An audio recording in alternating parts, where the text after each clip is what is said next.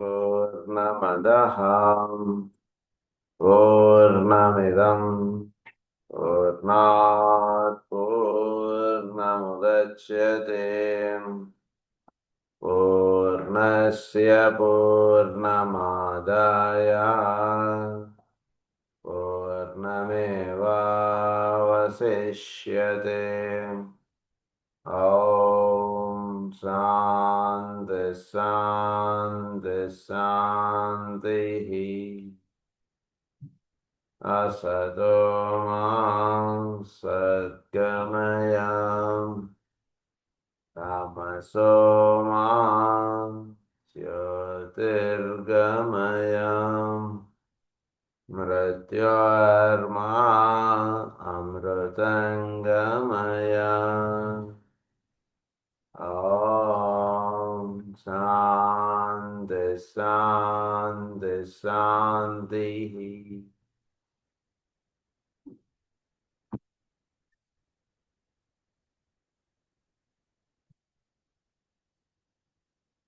మనం క్యాన్సర్ యొక్క కారణాలు అంటే భౌతికంగా ఉండేటువంటి కారణాలు కాకుండా సబ్జెక్టివ్ ప్లేన్స్లో ఉండేటువంటి రీజన్స్, కాజెస్ ఆఫ్ క్యాన్సర్ మనం చదువుకుంటూ ఉన్నాం. నేను సబ్జెక్టివ్ ప్లేన్లో ఉండేటువంటి రీజన్స్ మనకి అవగాహనలోకి తెచ్చుకోగలిగితే క్యాన్సర్స్ మనం చాలా వరకు ప్రివెంట్ చేయొచ్చు. బేసిక్గా ఇక్కడ అవగాహన చేసుకోవాల్సినటువంటి విషయం అంటే ఎవరికి ఎప్పుడు క్యాన్సర్ వస్తుందో ఏమవుతుందో అసలు ప్రపంచంలో ఏం అర్థం కాకుండా సడన్గా బాగానే ఉన్నాడు, ఎందుకో ఏదో మామూలుగా కడుపులో నొప్పి వచ్చింది, టెస్ట్లకి వెళ్దాంలే అనుకుని మామూలు మందులు వాడాడు, ద్రవం మళ్ళీ టెస్ట్లకి ఎందుకో తగ్గట్లేదని వెళితే cancer 3rd stage 4th stage ఇట్లా అయిపోతున్నాయి రోజులు.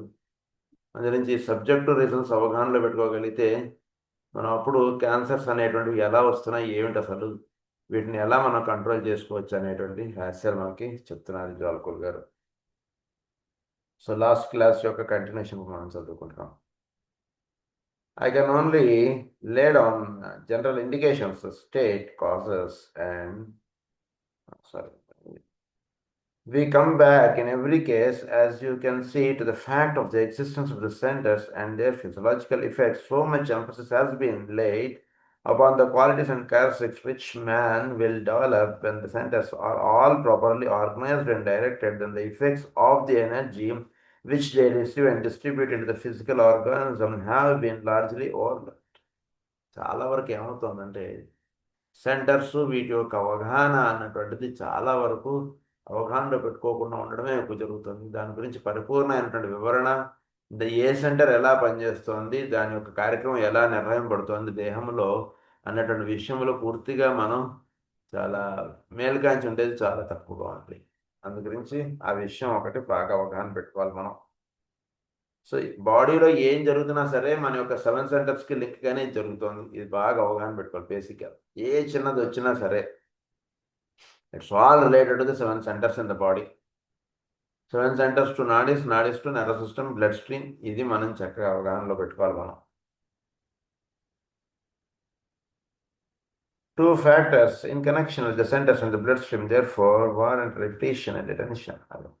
ప్రధానంగా 2 కారణాలు సెంటర్స్కి బ్లడ్ స్ట్రీమ్కి ఈ లింక్గా పనిచేస్తున్నటువంటిది మన దేహంలో. సో ఏంటో చెప్తున్నారు. Number 1, the bloodstream is the agent of the glandular system, as it in its turn is an effect of the centers. The bloodstream carries in every part of the body those essential elements of which we know so little and which are responsible for making man psychologically what he is and thus physically control his equipment. So కొంత energies అనేటువంటివి blood స్ట్రీమ్లోకి centres నుంచి release అవుతున్నాయి. తద్వారా మానవుడు ఆరోగ్యంగా హాయిగా జీవించగలుగుతున్నాడు. ఇదొక విషయం. సో ఎటువంటి ఎనర్జీస్ ఏం రిలీజ్ అవుతున్నాయి ఏమిటి అనేటువంటిది మనకి పెద్దగా అవగాహనలో ఉండట్లేదు. But there is some type of energy that is being released from the centres into the blood stream, and that energy is carried to all parts of the body, by which the body is enjoying the beauty of the nature or something. Psychologically, some type of energies are being released. అది వరకు పెట్టుకోవాలి. To every part of the body, those essential elements of which we know so little, which are responsible for making man psychologically what he is and thus physically control his equipment. So తాను అనగానేమి అనేటువంటిది మేల్కాంచి ఉండేటువంటిది, అంటే ప్రతి కణమునందు కూడా తాను అనగానేమి అనేటువంటిది మేల్కాంచి ఉండగలిగేటువంటి ఒక ఎనర్జీ అనేటువంటిది దేహంలో 7 సెంటర్స్ నుంచి రిలీజ్ అవుతుంది. సో ఈ పాయింట్ కొంచెం బాగా అవగాహన పెట్టుకోవాలి. ఎందుకంటే హానిమన్ గారు కూడా ఈ పాయింట్ చెప్తారు. దేహంలో ఏం జరుగుతున్నా సరే వాడికి ఫస్ట్ తెలుస్తుందని అంటారు. మన బాడీలో నుంచి మన 7 సెంటర్స్ నుంచి మన యొక్క బాడీలో ఉండేటువంటి ప్రతి సెల్కి కూడా బ్లడ్ ద్వారా ఒక టైప్ ఆఫ్ ఎనర్జీ అనేటువంటిది రిలీజ్ అవుతుంది. ఈ రిలీజ్ అవుతున్నటువంటి ఎనర్జీ మనకి ఏం చూపిస్తుంది, ఏం చెప్తుంది అంటే ప్రతి కణములో జరుగుతుండేటువంటి రహస్యాన్ని వీడు తెలుసుకోగలిగేటువంటి type of energy is being release. వాళ్ళు బ్లడ్ టెస్ట్లు చేసి వాళ్ళు ఎప్పుడో చెప్పడం కన్నా వీడికి ముందుగానే వీడికి అది అవగాహనలోకి వస్తుంది యాక్చువల్గా. దాన్ని వీడు దాన్ని వీడు పాడు చేసుకోకుండా ఉంటే చాలు సిస్టమ్ని. ఏవో ఒకటి పెయిన్ కిల్లర్లు అవి వాడేసేసి వీడి సిస్టమ్ని పాడు చేసుకుంటే ఎవరేం చెప్పలేం, కానీ అదర్వైజ్ వీడి బాడీలోకి అదంతా కూడా తెలియబడుతుంది. ఏ బాడీ సెల్లో ఎట్లా ఉంది ఏమిటి అనేటువంటిదంతా కూడా తెలియబడటానికి ఎప్పుడు కూడా 7 సెంటర్స్ నుంచి ఒక టైప్ ఆఫ్ ఎనర్జీ అనేటువంటిది బ్లడ్ స్ట్రీమ్లోకి రిలీజ్ అవుతూ ఉంటుంది. What he is and thus physically control his equipment. Number 2 is the bloodstream is also the life and carries throughout the organism an aspect of the energy stored by the centers, which is not directly related to the endocrine system. Life and carries throughout the organism an aspect of the energy stored up by the centers, which is not directly related to the endocrine system. అంటే endocrine సిస్టమ్కి రిలేటెడ్గానే 7 centres పనిచేస్తుంటాయి, but వాటి యొక్క interaction అనేటువంటిది లేకుండా blood స్ట్రీమ్లోకి 7 centres ఒక energies అనేటువంటి release చేస్తాయి. So energies ఏం చేస్తున్నాయి అంటే మనం బ్లడ్ స్ట్రీమ్లోకి రిలీజ్ అవుతున్నటువంటి it penetrates by its radiation into the bloodstream and into all the veins, arteries and capillaries within the area controlled by the centers under consideration. A centre అయితే అక్కడ ఉందో దాని చుట్టూతో ఉండేటువంటి ఆర్టరీస్, వెయిన్స్, కెపిలరీస్ వీటన్నిటికీ energies అంటుంటే ఆ సెంటర్ నుంచి అలా రిలీజ్ అవుతుంటాయి. This is through radiator aspect. ఆ సెంటర్స్ నుంచి ఆ బ్లడ్ స్ట్రీమ్లోకి ఆర్టరీస్, వెయిన్స్ వీటికి అలా ఎనర్జీస్ రిలీజ్ అవుతుంటాయి అన్నమాట.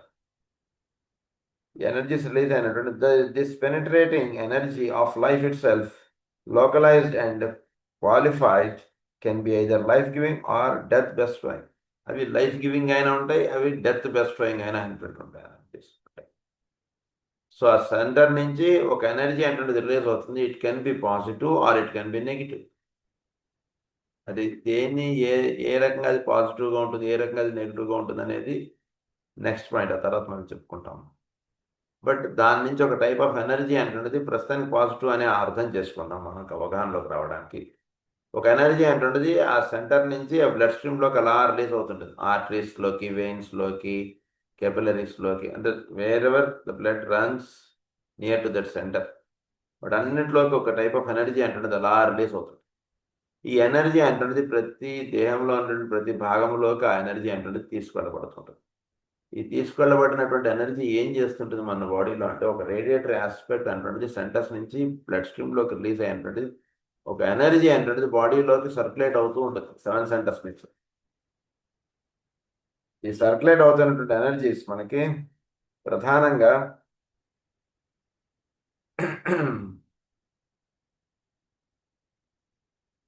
the bloodstream and into the veins, arteries and capillaries within the area controlled by the center under concentration. This permeating of energy of life itself localized and qualified.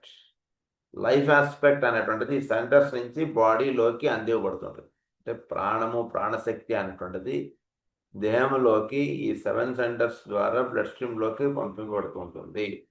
అది మనకి ప్రాణాన్ని నిలబెడుతోంది. ఈ 7 centres అంటే ఒక్కొక్క centre దాని చుట్టూతో ఉండేటువంటి రక్త ప్రసరణ జరిగేటువంటి కార్యక్రమాలు చేస్తున్నటువంటి వాటిల్లోకి ఎనర్జీ అంటే రిలీజ్ అవుతుంది. ఎనర్జీస్ రిలీజ్ అవుతూ ఉండడం చేత బ్లడ్ అనేటువంటిది సమస్త దేహ భాగములకు అందివ్వబడుతూ ఉండడం అంటే దాని చేత ఎనర్జీ, లైఫ్ ఎనర్జీ అనేటువంటిది చోట్ల నుంచి స్వీకరించబడినటువంటిది దేహంలో ఉండేటువంటి అన్ని భాగాలకి అందివ్వబడతాం. సో దిస్ ఇస్ వేర్ ఇది అంటే బాడీలోకి ఎనర్జీ అనేటువంటిది ఎక్కడి నుంచి ఎలా సర్క్యులేట్ అవుతుంది అంటే వీళ్ళు తినేటువంటి ఫుడ్ వలన సర్క్యులేట్ అవుతుందా, లేదా 7 సెంటర్స్ వలన సర్క్యులేట్ అవుతుందా? మన లెక్క ప్రకారం ఫుడ్ వల్లనే సర్క్యులేట్ అవుతుంది అన్నటువంటిదిగా మనకు అనిపిస్తుంటుంది. కరెక్టే. కానీ ఈ 7 సెంటర్స్ వలన సర్క్యులేట్ అవుతున్న ఎనర్జీస్ ప్రధానము. ఇదే అసలు నిజమైనటువంటిది. ఫుడ్ వలన సర్క్యులేట్ అయ్యేటువంటి ఎనర్జీస్ ఏమిటంటే కనుక దేహాన్ని చక్కగా పో పోషించడానికి ఫుడ్ వలన ఎనర్జీస్ అంటూ వస్తున్నాయి, న్యూట్రిషన్. బట్ దేహం నిలబడి ఉండడానికి, చక్కగా యాక్టివ్గా పనిచేయడానికి కావాల్సిన ఎనర్జీస్ అన్నీ కూడా 7 సెంటర్స్ నుంచి వస్తున్నాయి.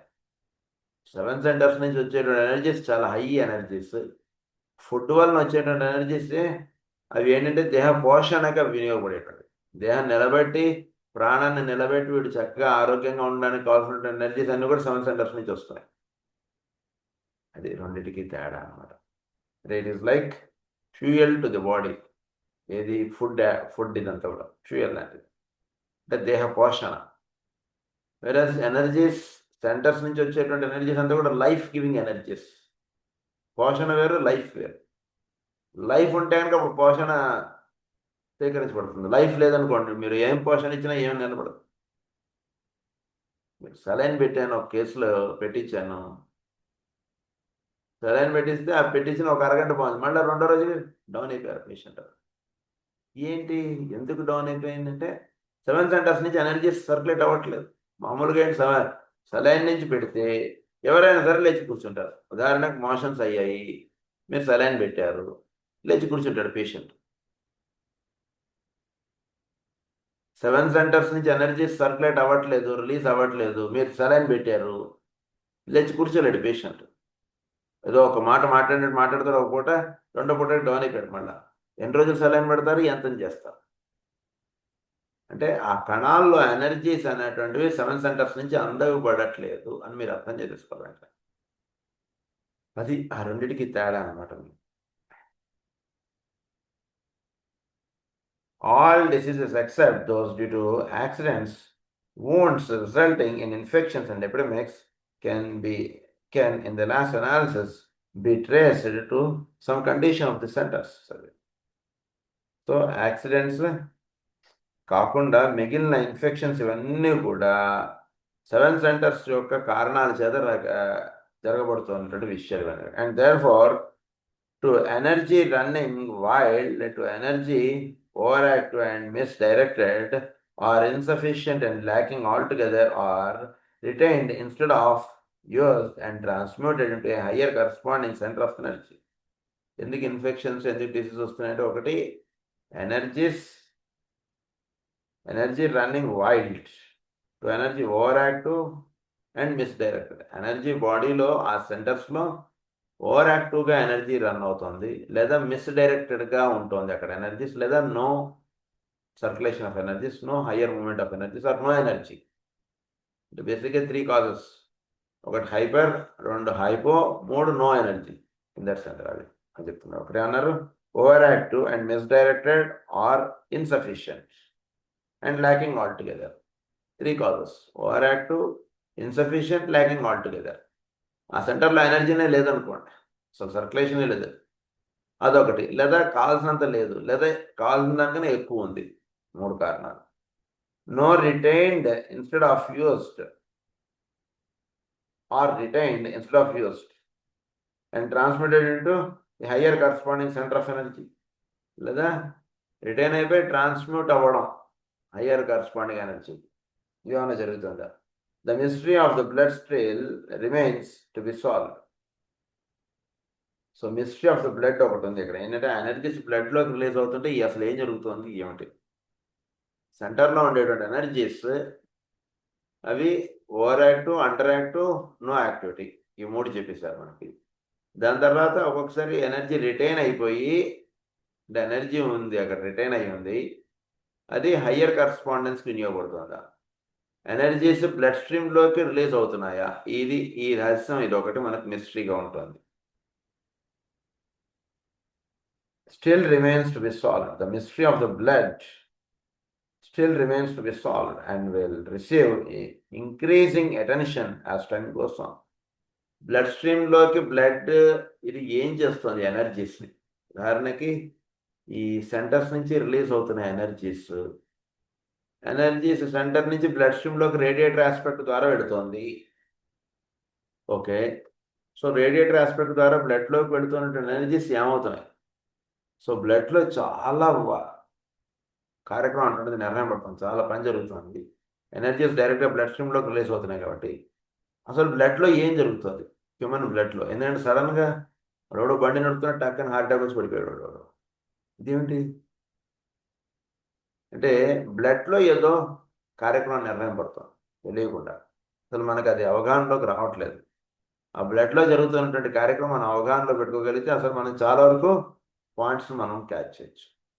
ఎందుకంటే ఎనర్జీస్ డైరెక్ట్గా బ్లడ్ తోటి లింక్ అప్ అయి పనిచేస్తున్నాయి మన బాడీలో, 7 సెంటర్స్ నుంచి. అది ఒకటి ముఖ్యమైన విషయం. సో దీని గురించి చాలా తెలుసుకోవాల్సినటువంటి విషయాలు ఉన్నాయి బ్లడ్ గురించి.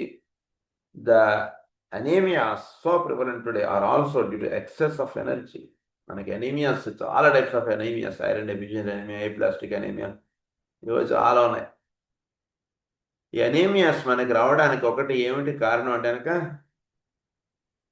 Due to excess of energy. రక్త ప్రసరణలో ఎక్కువ ఎనర్జీస్ సర్క్యులేట్ అవుతున్నాయి అనుకోండి, అవి అనీమియా రావడానికి కారణాలుగా ఉంటున్నాయి. సో అనీమియా వచ్చేసరికి మనిషి అయిపోతాడు, వీక్ అయిపోతాడు మనిషి. సో వాళ్ళల్లో ఎనర్జీస్ ఎక్కువగా సర్క్యులేట్ అవుతున్నాయి. దానివల్ల ఏమైపోతున్నాయి అంటే కనుక, అంటే ఉదాహరణకి ఆర్బీసీ సెల్ ఉంది, ఆ సెల్లో అది క్యారీ చేయగలిగేటువంటి ఎనర్జీ ఉదాహరణకి ఒక 5 యూనిట్స్ ఆఫ్ ఎనర్జీ క్యారీ చేయగలదు అనుకోండి, 1 to 5 యూనిట్స్. దాని మీద ఒక 10 యూనిట్స్ ఆఫ్ ఎనర్జీ పడేశారు అనుకోండి, ఏమైపోయింది? కణం చచ్చిపోయింది, పడిపోయింది. నెత్తిన మోయలేనంత బరువు పెట్టేశారు అనుకోండి ఆ రక్తం కణానికి, వాడది పడిపోతుంది, చేయలేదు, పని చేయలేదు. అట్లా అనీమియాస్ రావడానికి excess of energies that is being released from the centres into the blood అనేటువంటిది ఒక కారణం. సో ఏ సెంటర్ నుంచి ఎనర్జీస్ ఎక్కువగా రిలీజ్ అవుతున్నాయి బ్లడ్లోకి, ఇది మనం జాగ్రత్తగా వాడి యొక్క సిమ్టమ్స్ జాగ్రత్తగా అవగాహన చేసుకుంటే అప్పుడు పలానా స్వాదిష్టాన చక్రమా, మూలాధారమో, లేదా మణిపూరకమా, అనాహతమా, ఏంటి సెంటర్, ఇది మనం ఐడెంటిఫై చేస్తున్నాం. ఐడెంటిఫై చేసుకున్న తర్వాత ఆ సెంటర్లో ఎనర్జీస్ లోకలైజ్ అయిపోయి అవి బ్లడ్ స్ట్రీమ్లోకి రేడియేటర్ ఆస్పెక్ట్ ద్వారా రిలీజ్ అవుతుండడం చేత వాడికి అనీమియా వచ్చింది. అనీమియా వచ్చి అందువలన వాడు నీరసంగా ఉంటున్నాడు, వాడు చాలా ఇబ్బంది పడుతున్నాడు. ఇవన్నీ మనం ఫర్దర్గా అదంతా ఫర్దర్ ఇన్వెస్టిగేషన్స్లో తెలిసిపోతుంది. సో ఎనీమియా రావడానికి కారణం అంటే excess release of energy from the centre to the blood stream, ఇది కారణం. I can only lay down general indications, state causes, and then leave to the intelligent investigators the task of studying effects after accepting as a possible hypothesis the suggestions I have made. So దీన్ని మనం అవగాహనలో పెట్టుకొని, so ఒక మనిషి నీరసంగా ఉన్నాడు, లేదా ఒక మనిషి ఎక్కువ వాడికి బీపీ ఉంది, లేదా ఈ మనిషికి లో బీపీ ఉంది, లేదా ఈ మనిషిలో రక్త ప్రసరణ తక్కువగా ఉంది. సో ఇవన్నీ కూడా వేరియస్ ఆస్పెక్ట్స్. సో జనరల్గా మనం ఏం చేయాలంటే 7 సెంటర్స్లో జరుగుతున్నటువంటి యాక్టివిటీకి జబ్బులకి ఒక లింక్ అనేటువంటిది మనం జాగ్రత్తగా అవగాహన తెచ్చుకోవడానికి ప్రయత్నం చేయాలి. It's all mathematical and homework లాంటిది మనకు. అది అంటే ఉదాహరణకు మనకు తెలిసిన వాళ్ళు ఏదో జబ్బుతో బాధపడుతున్నారు అనుకోండి, ఆ జబ్బుతో బాధపడుతున్న వాళ్ళ యొక్క సిమ్టమ్స్ మనం ఎప్పుడు చెప్పుకుంటాం కదా, అలా చూసుకోండి ఈ సిమ్టమ్స్. సో ఇప్పుడు ప్రస్తుతం చెప్తున్నటువంటిది ఏంటంటే ప్రధానంగా బ్లడ్ వీటిలో జరిగేటువంటి కార్యక్రమం. చాలా మందికి ఎస్పెషల్లీ ఇండియన్స్కి anaemias are very common, especially Indian ఫీమేల్స్కి అంటాం ఐరన్ డెఫిషియన్సీ అనీమియా. సో బేసిక్గా ఎనీమియాస్ ఎక్కువగా రావడానికి కారణం ఏంటంటే ఈ సెంటర్స్ నుంచి రిలీజ్ అవుతున్న ఎనర్జీస్ చేత ఎనీమియా అనేటువంటిది వస్తుంది. సో ఇలాంటిది ఒక విషయం మనకు చెప్పారు. సో దీన్ని అవగాహనలో పెట్టుకుని ఎనర్జీస్ ఎట్లా డిస్ట్రిబ్యూట్ అవుతున్నాయి, ఎట్లా రిలీజ్ అవుతున్నాయి, దానివల్ల ఎటువంటి జబ్బులు వస్తున్నాయి, ఇది ఒక మ్యాథమెటికల్ వర్క్ అనేటువంటిది మనం జాగ్రత్తగా ప్లాన్ చేసుకుంటే చాలా వరకు డిసీజెస్ మనం వాటికి సొల్యూషన్స్ మనం పట్టుకోగలుగుతాం అనమాట. అది మీకు ఒక జనరల్ క్లాసిఫికేషన్, జనరల్ ఐడియా అనేటువంటిది నేను ఇస్తున్నాను. దీన్ని మీరు దృష్టిలో పెట్టుకుని ఒక ఉదాహరణకి ఆయన చెప్పింది అంటే excess release of energy into the blood stream చెప్పారు. ఇప్పుడు మీరు నెక్స్ట్ ఇంకో ప్రాబ్లం చేద్దాం మనం. If there is less release of energy in to the blood stream, then how it will be? Energy ఎంత అందాలో అంత అందకుండా వాడికి తక్కువగా రిలీజ్ అవుతుంది అనుకోండి బ్లడ్ స్ట్రీమ్లో, అప్పుడు ఏం జరగచ్చు? అదొకటి ఆలోచించండి. అసలు ఎనర్జీ బ్లడ్ స్ట్రీమ్లోకి రిలీజ్ అవ్వట్లేదు, అప్పుడు ఎలా ఉంటుంది వాడి బాడీ? ఎక్కువగా రిలీజ్ అయితే అనీమియా అని చెప్పారు. ఎనర్జీ తక్కువగా బ్లడ్ స్ట్రీమ్లోకి రిలీజ్ అవుతుంది, అప్పుడు ఏం జరగచ్చు వాడి బాడీలో? ఆలోచించండి. అసలు బ్లడ్ స్ట్రీమ్లోకి ఆ సెంటర్ నుంచి ఎనర్జీ వెళ్ళట్లేదు, అప్పుడు ఎలా ఉండవచ్చు? ఏముంది, సింపుల్. మీకు ఈ ఎనర్జీ ఆ సెంటర్ నుంచి బ్లడ్ స్ట్రీమ్లోకి వెళ్ళట్లేదు అంటే ఆ సెంటర్ నుంచి ఆ చుట్టూతో ఉండేటువంటి ఆర్గాన్స్కి మేజర్గా ఏంటంటే అక్కడ ఉండేటువంటి రక్త ప్రసరణ ఎక్కువగా ఆ ఆర్గాన్కి సంబంధించినవిగా, ఆ చుట్టూతో ఉండేటువంటి ఆర్గాన్స్కి సంబంధించినవిగా ఎక్కువగా పనిచేయడం అనేటువంటిది ఉంటుంది. సో ఆ చుట్టూతో ఉండేటువంటి ఆర్గాన్స్కి రక్త ప్రసరణ చక్కగా వెళ్ళడం అనేటువంటి జరగదు. సో మేజర్గా ఏంటంటే కనుక ఈ ఎనర్జీస్ అనేటువంటివి బ్లడ్ స్ట్రీమ్లోకి రిలీజ్ అవ్వడం సరిగ్గా అవ్వకపోతుంటే, అంటే if there is low energies or if there is no energy from the centre to the blood stream, radiator aspect అనేటువంటిది అక్కడ లేదనుకోండి సరిగ్గా, అప్పుడు ఏం జరగవచ్చు మనకి? ఆ ఎనర్జీస్ అనేటువంటి బ్లడ్ స్ట్రీమ్లోకి రిలీజ్ అవ్వకపోతుంటే వాడి బాడీలో ఆ పర్టికులర్ పార్ట్ లేదా ఆ పర్టికులర్ ఆర్గాన్కి సరైనటువంటి ఎనర్జీస్ అందివ్వబడట్లేదు. అంటే మామూలుగా ఎండోక్రినాలజీ నుంచి అందించేటువంటి ఎనర్జీస్ వేరు, అది కాకుండా జరిగేటువంటి విషయాలు ఇక్కడ చెప్తున్నారు మనకి. రేడియేటర్ ఆస్పెక్ట్ ద్వారా ఆ సెంటర్ నుంచి డైరెక్ట్గా బ్లడ్ స్ట్రీమ్లోకి రిలీజ్ అయ్యేటువంటి ఎనర్జీస్ గురించి మాత్రమే ఇప్పుడు చెప్తున్నారు. సో అప్పుడు ఆ సెంటర్ క్వాలిటీకి సంబంధించిన ఎనర్జీస్ బ్లడ్ స్ట్రీమ్లోకి రిలీజ్ అవ్వకపోతే ఆ బ్లడ్ స్ట్రీమ్లో ఉదాహరణకు స్వాదిష్టాన చక్రములకు సంబంధించిన ఎనర్జీస్ రిలీజ్ అవ్వట్లేదు బ్లడ్ స్ట్రీమ్లో, అప్పుడు ఏమవుతుంది? స్వాదిష్టాన చక్రంకి సమీపంలో ఉండేటువంటి రక్త ప్రసరణ సరిగ్గా అవ్వకపోతుంటే ఆ దేహ భాగాలకి అక్కడ వీడికి జబ్బు చేరవచ్చు, అక్కడ ఇన్ఫెక్షన్స్ అనేటువంటివి రావచ్చు, అక్కడ వూండ్స్ అనేటువంటి ఫారం అవ్వచ్చు, ఇలాంటివి ఏవైనా అయ్యే అవకాశాలు ఎక్కువగా ఉంటాయి. చెప్పారు కదా ఏదో గ్యాస్ట్రిక్ అల్సర్స్, ఇలాంటివి ఏవైనా ఫామ్ అయ్యేటువంటి అవకాశాలు ఎక్కువగా ఉంటుంటాయి. వాటికి ఏంటంటే సరిగ్గా రక్త ప్రసరణ వెళ్ళట్లేదు, అందుగురించి ఎప్పుడు ఉన్నటువంటి డస్ట్ అదంతా కూడా అక్కడ క్లీన్ అవ్వట్లేదు. So maybe some infection May catch out they. So infection అక్కడ వచ్చేసింది ఏంటంటే అక్కడ రక్త ప్రసరణకి ఆ సెంటర్ నుంచి రిలీజ్ అవ్వాల్సినంత రేడియేటర్ ఆస్పెక్ట్లో రిలీజ్ అవ్వట్లేదు ఎనర్జీస్, అందు గురించి అక్కడ డిసీజ్ అన్నటువంటిది వచ్చేసి అన్నట్టుగా మీరు అనుకోవచ్చు.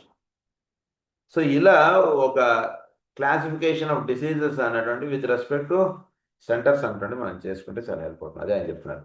A proper study of the ductless glands and of the bloodstream will establish them as the paramount source of physical difficulty.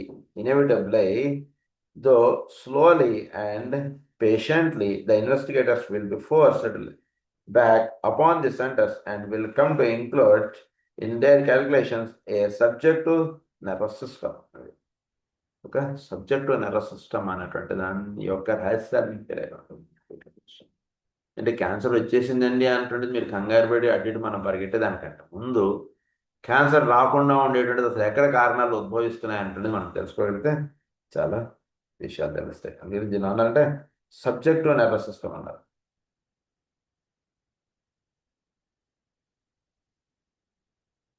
Subjective nervous system, the entire subjective system of nadis which underlie the nerves throughout the body and will demonstrate that these factors are responsible for the major diseases and the many subsidiary diseases and obscure complaints which plague humanity.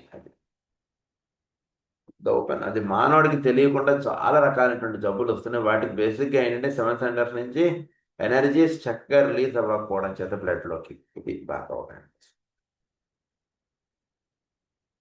The open-minded investigator, however, who starts with an acceptance of the fact of the centers, regarding them as possibly present and eventually capable of demonstration, will make far more rapid progress. Diseases will then be brought under control by a system of Laya Yoga. So దీన్ని జాగ్రత్తగా అవగాహన చేసుకోగలిగితే లయయోగం అంటే సెంటర్స్కి సంబంధించినటువంటి యోగం ఒకటి చేయడం జాగ్రత్తగా అవగాహన చేసుకోగలిగితే అప్పుడు మీకు ఏమవుతుందంటే కనుక సెంటర్స్లో చక్కగా ఎనర్జీస్ మనం ధ్యానం చేసినా, మనం ఓంకారం చేసినా వీటిలో ఏం జరగాలంటే కనుక బాగా కన్నులు మూసుకొని చక్కగా వెన్నెముక నిటారుగా ఉండి మీరు ఓంకారాన్ని అనేది అలా ధ్యానం చేస్తూ వస్తుంటే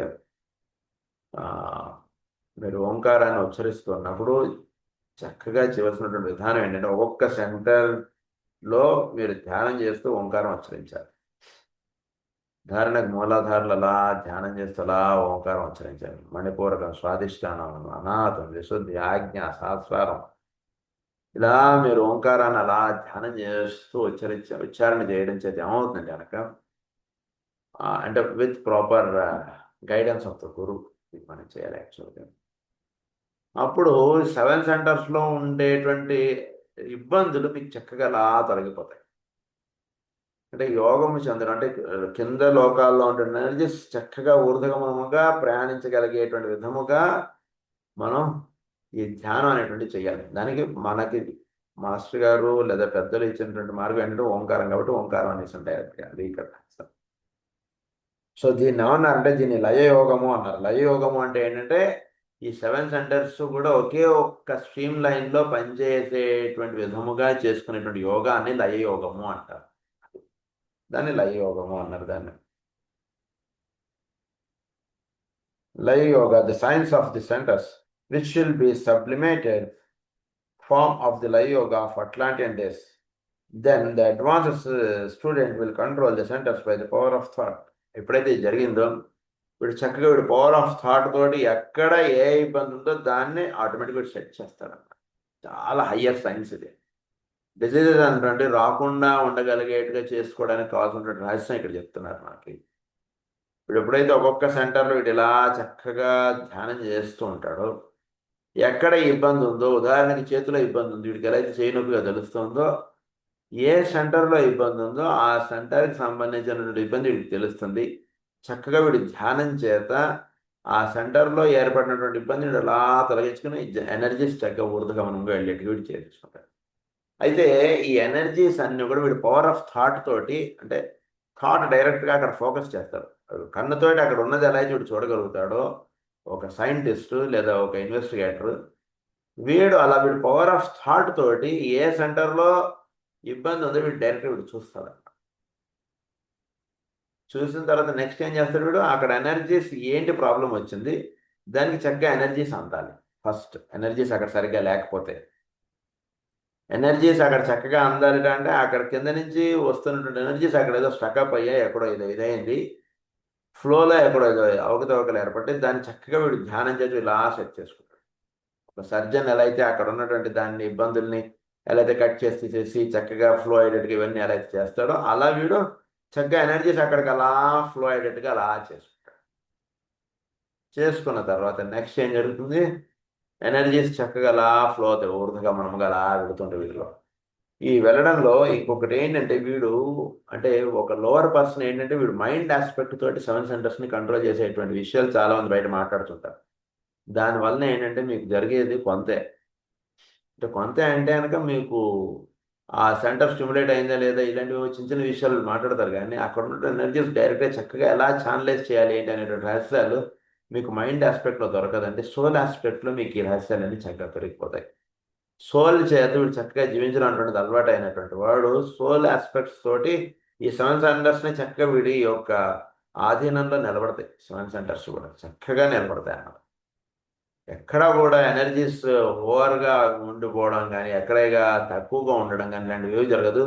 సోల్ చేత మొత్తం 7 సెంటర్స్ కూడా ఒకే ఒక్క పాయింట్ నుంచి 7 పాయింట్స్ ఇలా ఇలా వేసుకుంటే ఎలా అయితే ఉంటుందో సోల్ ఆస్పెక్ట్స్ చేత 7 సెంటర్స్లోనే ఎనర్జీస్ చక్కగా అలా డిస్ట్రిబ్యూట్ అవుతుంటాయి.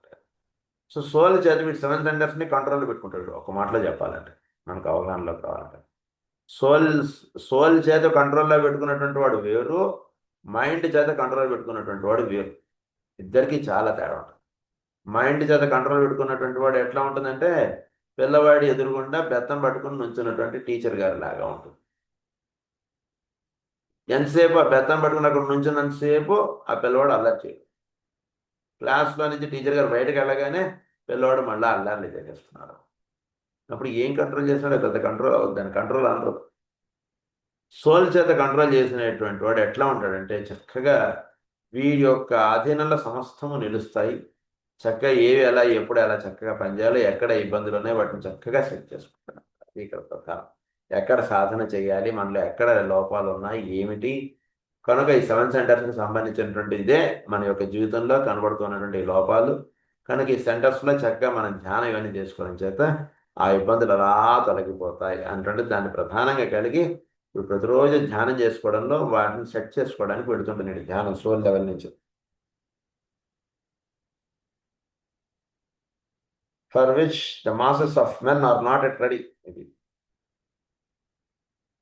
So a very different thing of the control of the centers of the mind by the mind, and one for which the masses of men are not yet ready. To this, the science of breath will be added. ఇక్కడ ఏం చేయాలి, science of breath అనేటువంటిది ఒకటి add చేసుకోండి. సోల్కి సెంటర్స్కి మీకు link up దొరకాలంటే ఒకటి science of breath. చక్కగా అలా మీరు యోగోజామునే చక్కగా లేచి ఈ సైన్స్ ఆఫ్ బ్రెత్ మీద అలా ధ్యానం చేయాలి. బ్రెత్లో చాలా సైన్స్ ఉంది. దాన్ని చక్కగా అవగాహనలో పెట్టుకుంటే మీకు సెంటర్స్లో అంటే గాలి మన లోపల పిలిచి వదిలేయడంలో వీటిలో ఏం జరుగుతుంది ఏంటి అనేటువంటి ఆ సైన్స్ని బాగా అవగాహన చేసుకోవడం అంటే చేస్తే అది చేయాలంటే నెమ్మదిగా గాలి పీలిస్తే ఏం జరుగుతుందో మన దేహంలో గమనించాలి, గాలి వదులుతున్నప్పుడు ఏం జరుగుతుందో గమనించాలి. ఇది బాగా ధ్యానం చేస్తూ ఉంటే మీకు సోల్కైనా 7 సెంటర్స్కి లింకప్ మీకు దొరికిపోతుంది అక్కడ. అది ఇక్కడ కీ. మీకు నేను రహస్యాలు ఇస్తున్నారు ఆయన. Not breathing exercises as no doubt science of breath అన్నారు ఇక్కడ. Not breathing exercise, it's not breathing exercise, it's just observing the science of breath. Science of breath ఎలా జరుగుతుంది ఏంటి, దీని మీద ఒక చక్కటి పరిపూర్ణమైన అవగాహన అనేటువంటిది ఏర్పాటు చేసుకోవాలి. Not breathing exercises as now taught with often and dangerous results, but a breathing rhythm imposed by the mind through which the soul can work and which will not require anything more than the simple rhythmic physical breath, but which will reorganize the subtler bodies and bring the centers into ordered activity according to ray and point on evolution. Breathing exercises మీరు నెమ్మది అంటే మన master గారు చెప్పినటువంటిది మనం కార్యక్రమాల్లో మనం చేసుకునేటువంటి ఉచ్ఛ్వాస నిశ్వాసం ఇది. దీంట్లో ఏం జరుగుతుందంటే సోల్ ఆస్పెక్ట్ మీలో విచ్చుకోవడం అంటే జరుగుతుంది. నార్మల్ బయట చెప్పేటువంటి బ్రీదింగ్ ఎక్సర్సైజెస్లో ఏం జరుగుతుందంటే మీరు ఏదో అది చేయండి ఇది చేయండి 1 minute గాలి పీల్చండి 2 minutes వదలండి 5 నిమిషాలు ఆపండి, అదంతా దానివల్ల ఏంటంటే మీకు ఓవర్ స్ట్రెయిన్ అవుతుంటుంది బాడీ తప్పితే దానివల్ల పెద్ద ఉపయోగం ఉండదు. బట్ సోల్ ఆస్పెక్ట్కి సంబంధించిన బ్రీదింగ్ ఎక్సర్సైజ్ మనం మామూలుగా మనం చేసుకునేది ఆ రకంగా చేసుకోవడం చేత ఏం జరుగుతుందంటే which will reorganise the circular bodies, బాడీలో ఒక రీఆర్గనైజేషన్ అంటే జరుగుతుంది. I deal not with the pathology of these diseases that has been well considered and dealt with by ordinary medicine. I seek only in this point of our discussions to emphasize the subjective causes and the objective effects. ఇక్కడ బేసిక్గా మనం చెప్పుకునేటువంటి subject ఏంటంటే diseases, వాటి యొక్క symptoms, వాటి యొక్క రహస్యాలన్నీ మీకు బయట పెథాలజీ బుక్లోను మెడిసిన్ బుక్లోను వాటిలోనూ చాలా వివరంగా ఎక్స్ప్లెయిన్ చేస్తారు. బట్ ఇక్కడ మనం చెప్పుకునేటువంటి ఏంటంటే అసలు క్యాన్సర్ ఎందుకు వస్తుంది, క్యాన్సర్ అంటే అది స్క్వామస్ సెల్ కార్సినోమానా, ఎడినో కార్సినోమానా, ఫైబ్రో ఎడినో, ఇవన్నీ డిసీజ్ అవన్నీ తర్వాత మీరు మాట్లాడుతున్నారు, అవన్నీ ఉంచండి ఒక నిమిషం.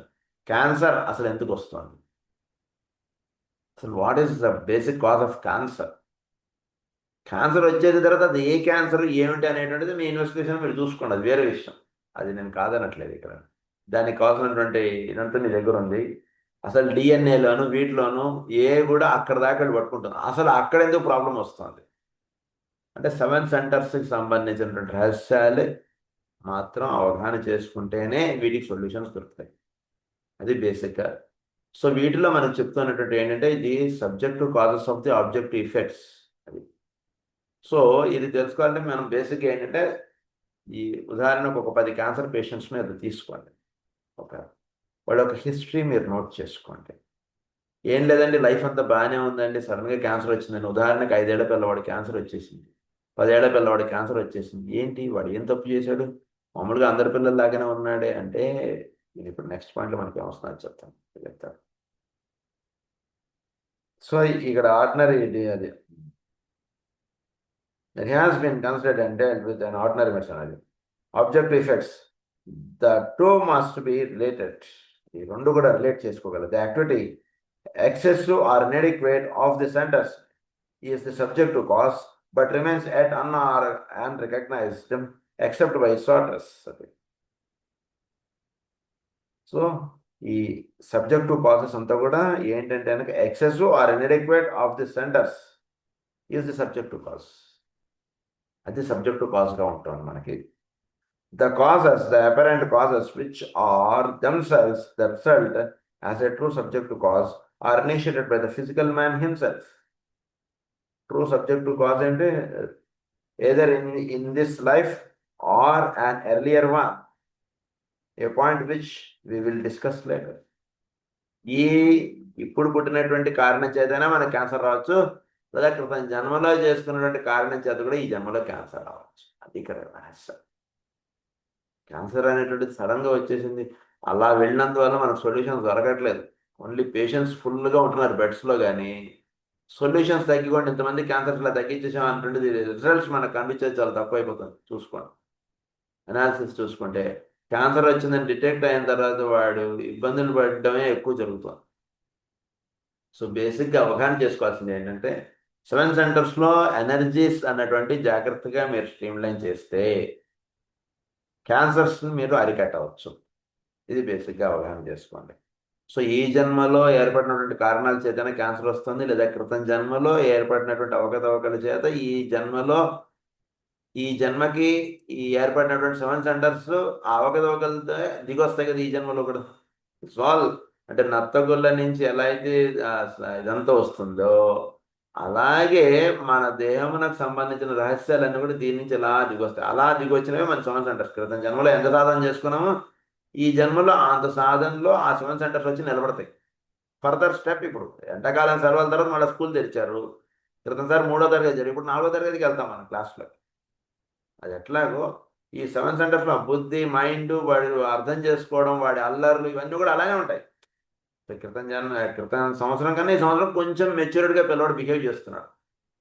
అబ్బా పిల్లవాడు అవునండి 4th క్లాస్లో ఉన్నవాడు కదా, నాకు తెలుసండి ఆ పిల్లవాడు చాలా అల్లరండి. కాకపోతే ఇప్పుడు కొంచెం బాగా గట్టిగా చెప్పగా ఇప్పుడు కొంచెం అల్లరి తగ్గిందండి అంటారు టీచర్లు మాట్లాడుకుంటుంటారు. సో అది ఎట్లా క్యారీ ఫార్వర్డ్ అవుతుందో మన లైఫ్కి సంబంధించినవన్నీ కూడా సాధన అంటే క్రితం జన్మలో జరిగినటువంటి దాని యొక్క వాటికి సంబంధించిన నెక్స్ట్ స్టెప్ ఈ జన్మకి ఈ 7 సెంటర్స్ అలా దిగి వస్తాయి. అది ఆ కారణాల వల్ల దిగు ఉంటాయి కాబట్టి వాడికి చిన్నప్పుడే జబ్బులు రావచ్చు. పిల్లవాడు చిన్నప్పుడే పుట్టగానే వాడికి కొందరికి ఏదో 5 ఏళ్లకో 10 ఏళ్లకో క్యాన్సర్ అనేటువంటిది వచ్చేసి ఇలా అనుకుంటాను. I have given you in the above to consider, and as you ponder and think, as you study cases and types, as you as you watch the characteristics and qualities of those you know and which work out in some form of eventual disease, light will come. So డిసీజెస్ని వీటిని జాగ్రత్తగా మీరు రకంగా study చేయండి బాగా. అప్పుడు మీకు వాటిలో ఉన్నటువంటి అంటే మీకు రెమెడీస్ మీకు దొరుకుతాయని చెప్తున్నారా. బాగా స్టడీ చేస్తుంటే యూ కెన్ ఫైండ్ రెమెడీస్. అది లైట్ విల్ కమ్ అన్నారు. అది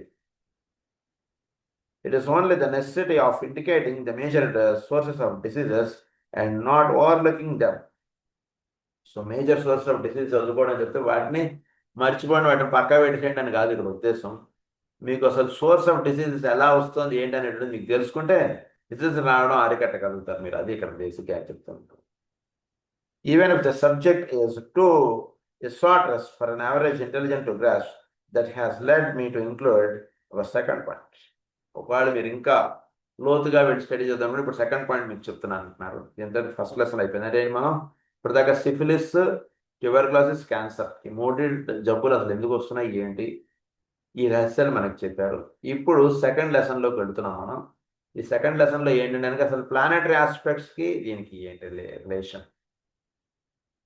so disease arising from obscure planetary conditions, అంటే not only to these disease but general disease అంటే రావడానికి అబ్స్క్యూర్ ప్లానెటరీ కండిషన్స్ ఏమిటి అంటే మనకి వ్యక్తం అవ్వకుండా అవ్యక్తంగా ప్లానెటరీ ఆస్పెక్ట్స్లో ఉండేటువంటి కారణాల గురించి వెళ్ళిపోతున్నారు. అంటే సబ్జెక్ట్ ఇంకా డెప్త్కి తీసుకెళ్ళిపోతున్నారు ఆయన. సో అలా ఆయన పట్టుకుంటే ఏంటంటే అలా వెళ్ళిపోతుంటుంది సబ్జెక్ట్. సో ఇప్పటిదాకా ఏంటంటే అసలు సిఫిలిస్, ట్యూబర్క్యులోసిస్, క్యాన్సర్ వీటి గురించి మాట్లాడేశారు.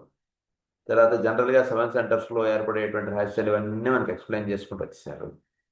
సో సెంటర్స్, వీటి యొక్క ఫంక్షనాలిటీ, వీటిలో తేడాలు వస్తాయి, ఎలాంటి జబ్బులు వస్తాయి, ఏమిటి, ఇవన్నీ మనం చెప్పుకుంటూ వచ్చారు. ఇప్పుడు చెప్పబోతున్నటువంటి టాపిక్ ఏమిటంటే ప్లానెట్స్లో ప్లానెటరీ ఆస్పెక్ట్లో ఇబ్బంది ఉంటే అది జబ్బులు రావడానికి ఎలా కారణం. ఇది ఇక్కడ ఇప్పుడు చెప్పబోతున్నటువంటి పాయింట్. అంటే వీడు దేహంతో సంబంధం లేదు, వీడి సాధనతో సంబంధం లేదు, వీడి విషయాలతో సంబంధం లేదు. ఇక్కడ డైరెక్ట్గా చెప్పబడుతున్నటువంటి పాయింట్ అంటే ఓన్లీ ప్లానెటరీ ఆస్పెక్ట్స్ ఎలా మానవుడిని ఇన్ఫ్లుయెన్స్ చేస్తున్నాయి, ఎలా అక్కడ జబ్బు అనేటువంటి జరుగుతుంది, ఏమిటి, ఈ రహస్యాలు కొన్ని మనం చెప్తారు ఇప్పుడు. It is obviously impossible for us to enlarge upon this subject, for it is not possible to give even a slight indication which could lead at present to any process of verification, which I say will have to be taken or pressed and is dependent upon what I believe is recognized as my proved veracity and integrity. ఇక్కడ చెప్పినటువంటి దానికి డైరెక్ట్గా మీరు వినడం, రాసుకోవడం చెప్తే ఏమి మనం అంతకంటే మనం ఏం చేయాలి. అంటే ప్లానెటరీ ఆస్పెక్ట్ అంటే చాలా పెద్ద ఆస్పెక్ట్. సో అందు గురించి దీన్ని రైటా రాంగా ఏమిటి అంటున్నది మీరు అవగాహన చేసుకోలేరు కనుక చెప్పింది చెప్పినట్టుగా రాసేసుకోండి అంటున్నారు ఆయన. Only enough to indicate one fruitful cause of disease and one of such great age that it is inherent in the life of the planet itself. Inherent in the life of the planet it self అన్నమాట. అదే planetary ఆస్పెక్ట్స్లోనే ఇన్హెరెంట్గా ఉంది కారణాలు అని చెప్తున్నారు ఇప్పుడు. These diseases have no subjective or subtler origin. They are not the result of emotional conditions or of undesirable control processes.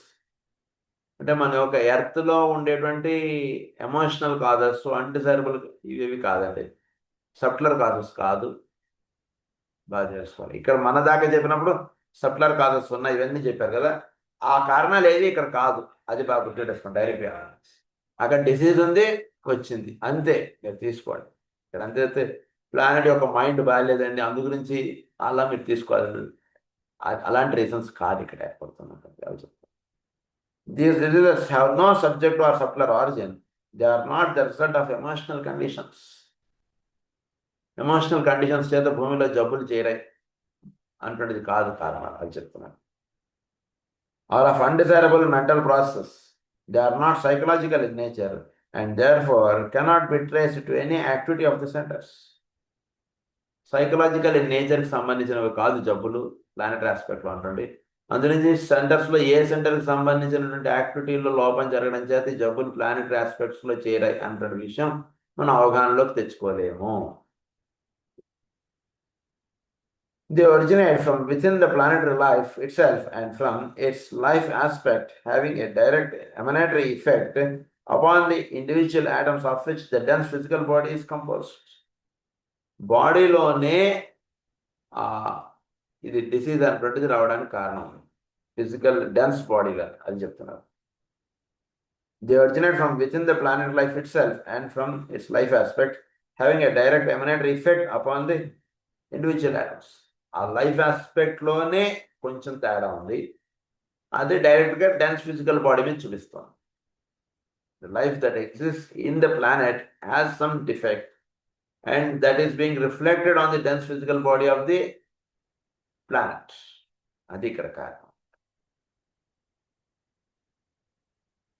This is a point of importance to remember. The source of any disease of this nature induced by the planet itself is due primarily therefore to an external impact of certain vibratory emanations coming from the surface of the planet. Vibratory emanations coming from the surface of the planet. అదేనండి. అంటే ఏంటి, భూమి మీద ఏర్పడేటువంటి కలుషితమైనటువంటి వాతావరణం భూమిని ఏం చేస్తుంది, జబ్బులు రావడానికి కారణంగా నిలుస్తుంది. ఇక్కడ సో భూమిలో ఏర్పడేటువంటి డిసీజ్ కండిషన్స్ దేని చేత ఏర్పడుతున్నాయంటే కనుక భూమి మీద ఏర్పడేటువంటి ఒక రకమైనటువంటి వాతావరణం భూమి మీద ఏర్పాటు చేస్తుంది. అది ఎందుకు ఏర్పడుతుంది ఏంటంటే తర్వాత విషయం మనం చదువుకున్నాం. దాని చేత ఏమవుతుంది, అక్కడ ఒక భూమిలో డిసీజ్ అనేటువంటిది రావడానికి కారణం. అంటే భూమి సర్ఫేస్లో ఒక డిస్టర్బెన్స్ అనేటువంటిది ఏర్పడుతుంది ఆ ప్రాంతంలో, దానివల్ల అక్కడ జబ్బు చేయలేదు. అలా పెట్టుకోండి. effect upon the individual atoms and visually.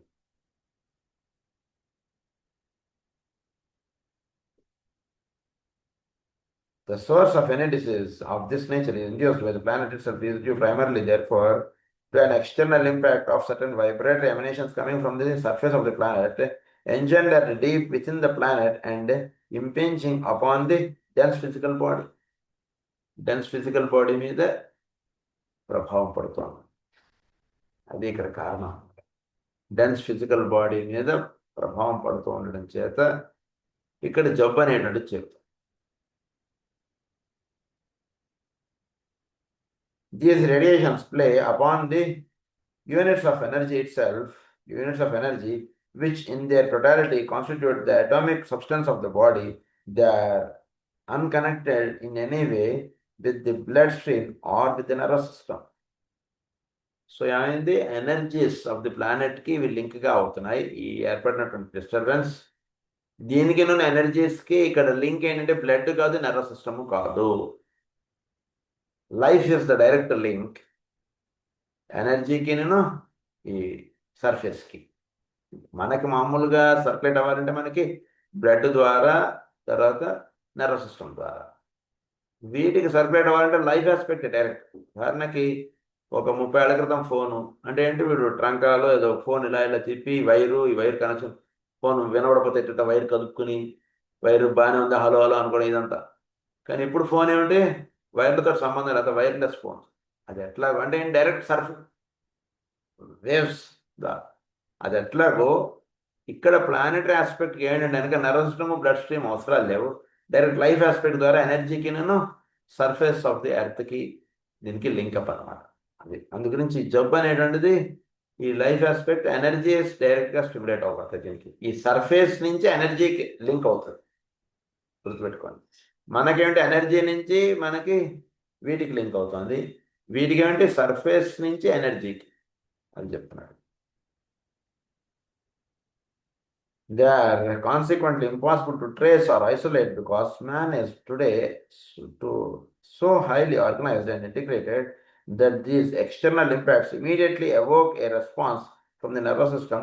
The modern physician is at present unable to distinguish between the disease arising from within the patient's own interior mechanism, tangible or intangible, and those which are in the nature of extraneous irritants, producing immediate effects upon the sensitive organism of man's body. I am not here referring to infections or contagious infections. Contagious difficulties. Contagious difficulties కాకుండా ఇక్కడ చెప్పబడుతున్న విషయం ఏంటంటే direct diseases అంటే ఇవి ఎనర్జీస్ని stimulate చేస్తున్నాయి కదా. ఆ energies stimulate అవ్వబడడంలో ఏం జరుగుతుంది, మనకి డైరెక్ట్గా ఇవి మన బాడీ మీద ఒక ప్రభావం చెప్పడం అంటే జరుగుతుంది. అది ఇక్కడ బేసిక్గా చెప్తున్నారు మనకి. దీని గురించి మనం ఇంకోటి నెక్స్ట్ క్లాస్లో కంటిన్యూ చేసుకుందాం.